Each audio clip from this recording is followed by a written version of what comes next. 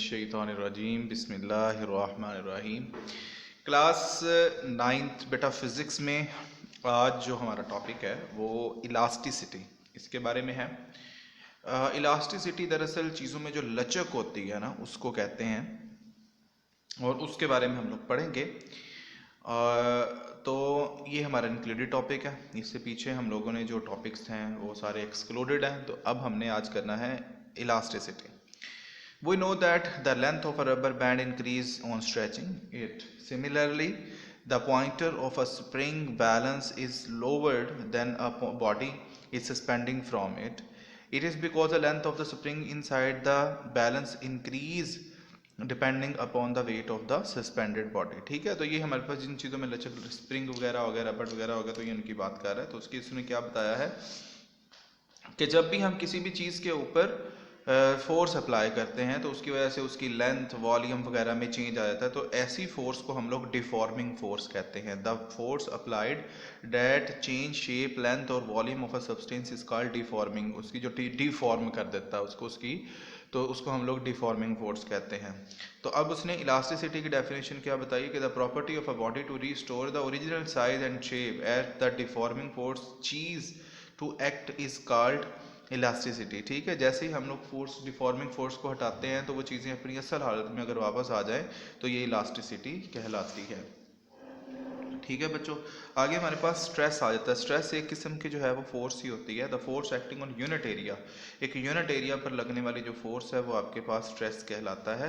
Stress का unit formula होता है फोर्स ओवर एरिया। ठीक है, एक जिस तरह प्रेशर का था, ठीक है, तो यहाँ पर इसका यूनिट न्यूटन पर मीटर स्क्वायर ही होता है।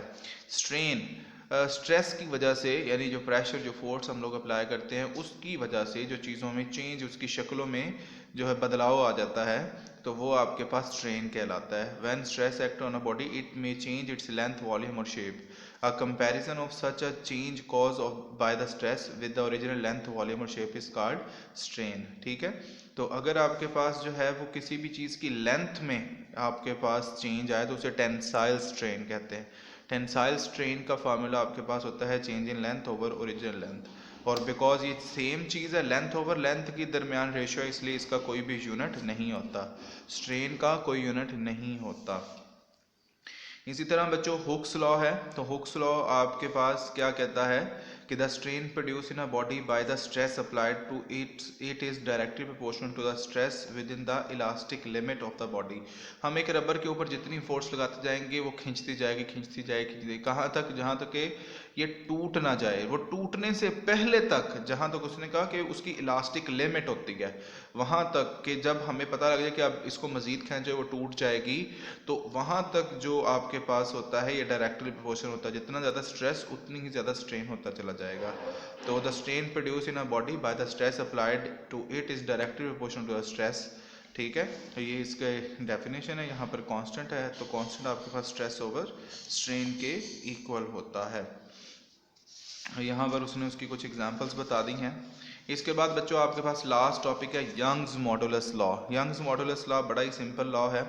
आपके पास यहाँ पर किसी भी चीज़ की लेंथ के अंदर जो इजाफा है, ये उसके बारे में, consider a long bar of length L naught उसकी ओरिजिनल लेंथ है, एंड क्रॉस सेक्शनल एरिया, उसकी जो एरिया है वो A L, at an external force F equal to the weight stretches it such that the stretched length becomes L, के नई जो उसकी लेंथ निकल आती है वो एल होती है। According to the Hooke's law the ratio of this stress to tensile strain is constant within the elastic limit of the body. तो यंग्स मॉडुलस की डेफिनेशन क्या है? The ratio of stress to tensile strain is called Young's modulus. एक किस्म का Hooke law ही उसने यहाँ पे बताया है। तो मैथमेटिकली हम लोग यंग्स मॉडुलस यानी वाई, ये कांस्टेंट है, स्ट्रेस ओवर टेंसाइल, क्योंकि लेंथ में इजाफा हो रहा है तो ये आपके पास टेंसाइल स्ट्रेन होता है। लेंथ को हम डेल्टा एल से, चेंज इन लेंथ को हम लोग यहाँ पर डेल्टा एल से रिप्रेजेंट करते हैं। और डेल्टा एल का मतलब क्या है, आपके पास जो लेंथ में चेंज आया माइनस ओरिजिनल लेंथ, तो यही उसने यहाँ पर लिखा हुआ है। तो हमने यहाँ पर स्ट्रेस का फार्मूला होता है फोर्स ओवर एरिया, और टेंसाइल स्ट्रेन होता है change in length over original length, ये हमने पीछे फार्मूला पढ़ा।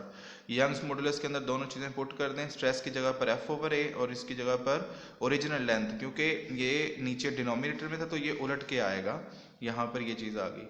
तो इन दोनों को अगर हम मल्टीप्लाई कर देते हैं तो ये आपके पास ये यंग्स मॉडुलस का फॉर्मूला बन जाएगा, और इसका यूनिट भी आपके पास न्यूटन पर मीटर स्क्वायर ही होता है।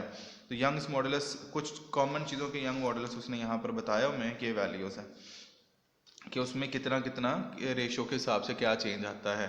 तो बेटा ये हमारे सारे टॉपिक्स थे इस चैप्टर के। इस चैप्टर में किसी किस्म की कोई प्रॉब्लम हो तो आप लोग पूछ सकते हैं, ताकि हम लोग उसको क्लियर करें और फिर हम आगे जो है वो आगे चैप्टर की तरफ जाएं।